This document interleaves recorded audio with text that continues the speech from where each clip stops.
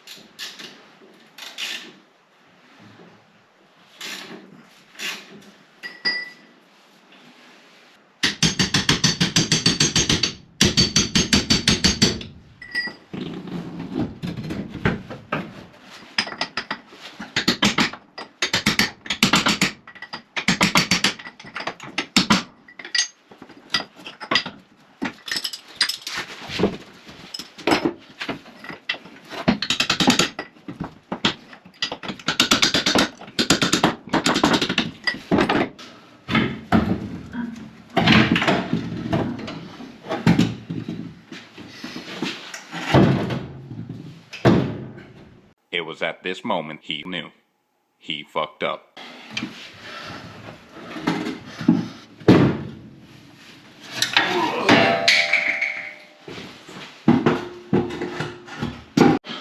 Right, so the engine bay is emptying very, very quickly. The large parts are out of the way, the gearbox engine's gone.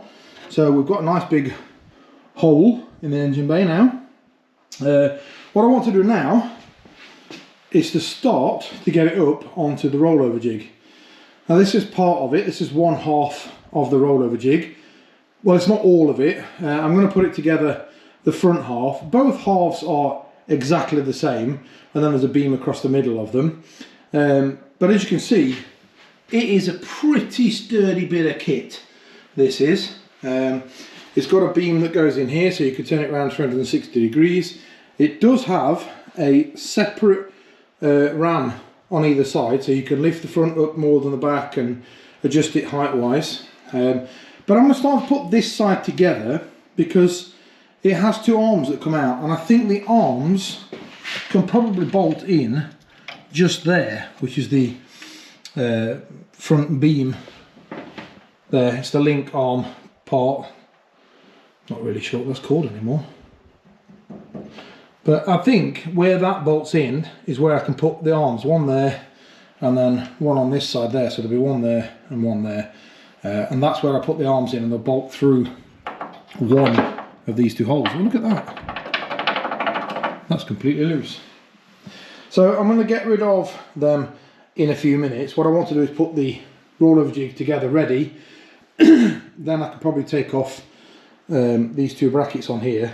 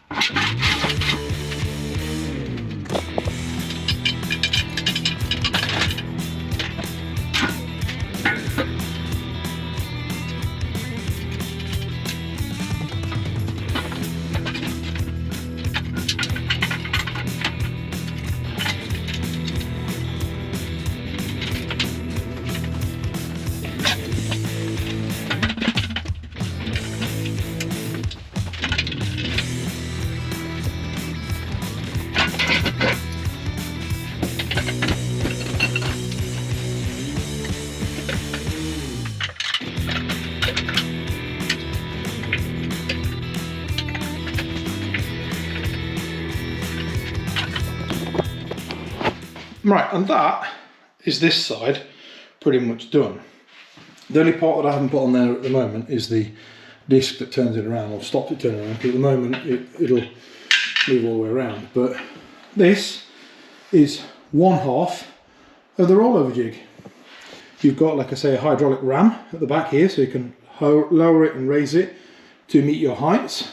Then you've obviously got the turntable part at the back there to turn it around and lock it in its position.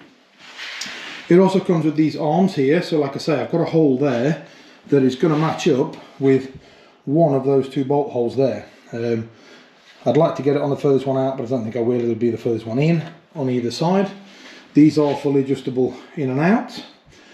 It is lockable here as well, and you can lock these arms.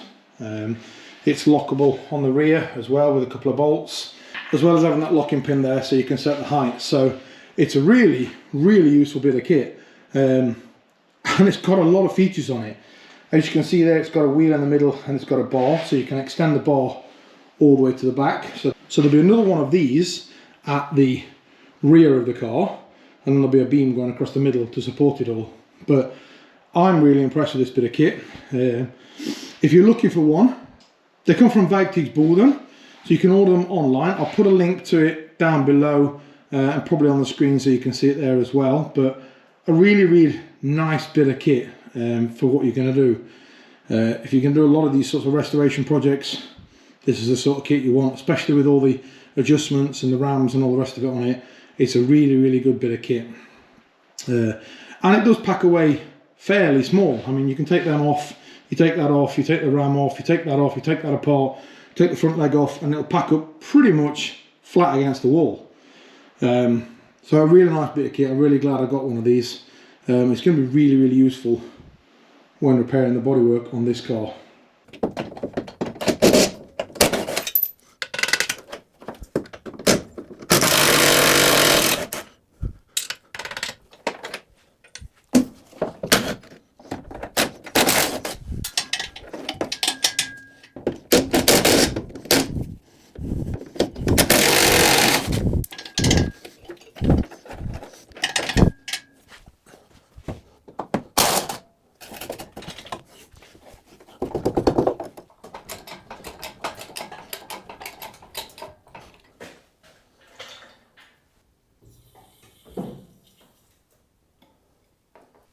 Not the slightest bit sketchy at all. Oh, it worked anyway. Right, so that is out of the way, and this bolt here is way too short, but it goes through the hole that is there. So I need to get some longer bolts and some washers to fill that gap out, but as soon as I've done that, I'll be able to take a bit of pressure off there and get that bolt there, or a longer bolt, to go all the way through there, through a load of washers, and then a nut on the other side there, and that will bolt to the frame. And then it's the same on the other side, and it'll bolt through the original mounting points. But at the moment, that is actually stood on the rollover jig. And now that the front end is up in the air, and we need to get rid of the tailgate, because I need to connect somewhere down there to the engine hoist and then lift the back end of the car up.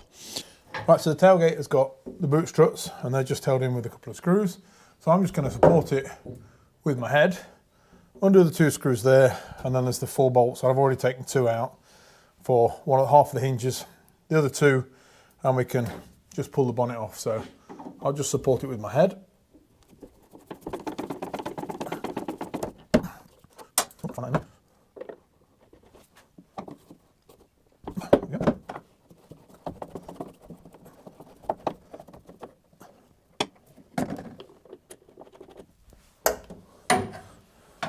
So that's the tailgate loose. It's fairly heavy with it having the glass still in it, but we'll just get the 2 nuts that are left for the hinges.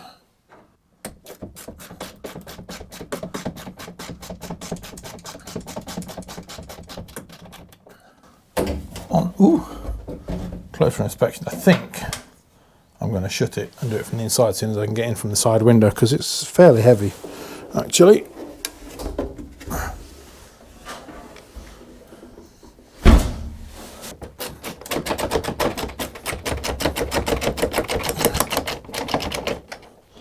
There we go. And that's the boot now. As it doesn't have a lock, it'll probably just fall off if I let go of it. I'm not going to let go of it. But that's the tailgate completely off. Have to find somewhere to put it now.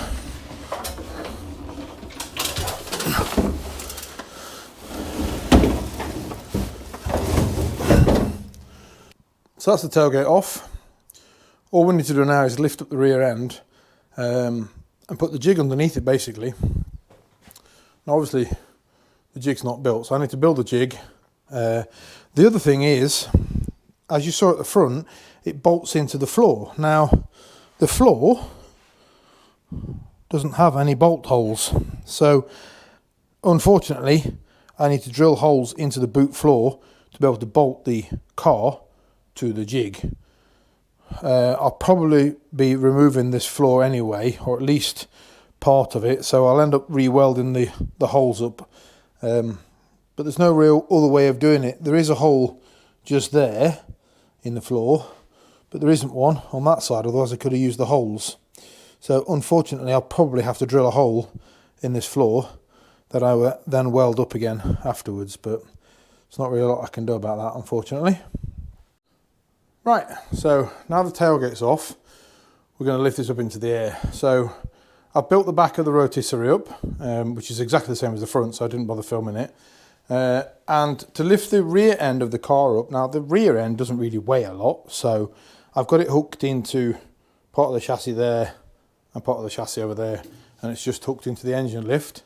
So I should be able to lift up the engine lift, and it'll probably swing backwards slightly and land on there, because this is, as you can see, that's pulling forward slightly, which is not fine as long as the boot goes onto these legs. Quite happy. I can adjust everything afterwards, so I'm not too worried about it. So we'll get this set up now, and then we can start to lift up the jack and put the back end down onto those, and we should be good.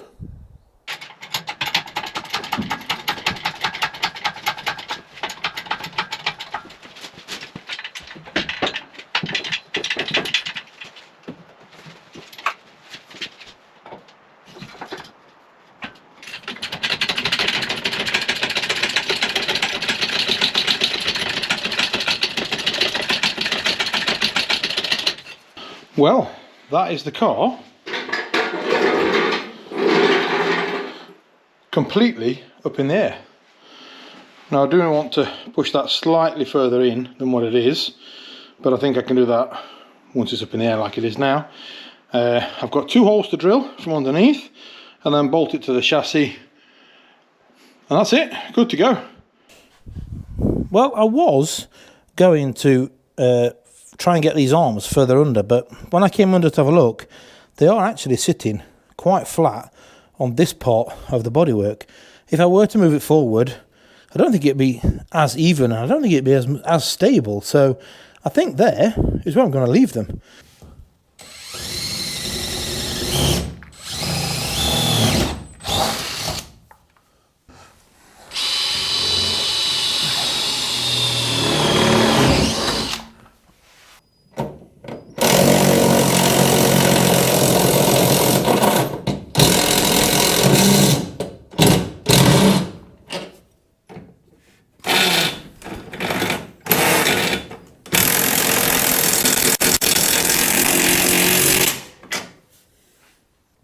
And I've actually put the centre beam in there. There's a beam that goes all the way along the middle of the car just to give it extra support. So I've put that in there now as well. But as you can see, the goal of this video was to get Millie in the air. And we've done that. So that is what I wanted to get done with this video. So I'm done for this video. So the next thing I want to do is actually rotate Millie, well, onto a side, basically. I was going to turn her upside down, but onto a side will be fine. But before we do that, we've got a couple of things that need to be done. So we need to get rid of the front suspension on both sides because that's still attached. And we need to get rid of the rear axle and fuel tank. So that's got to get rid of as well. Possibly the doors I'll get off as well just because they're extra weight. So thanks for watching. If you like what you've seen in this video and you want to follow more of Millie the Million, she is the only left-hand drive Fiesta Million known to exist. And she's also only one of 2 silver Millions that are known to exist. So we're going to carry on with the restoration project in the next video. Suspension off, doors off, and then we can start doing some bodywork in a future video. So if you like what you've seen here, please press that subscribe button. I'll see you next time. Thanks a lot for watching, and bye-bye.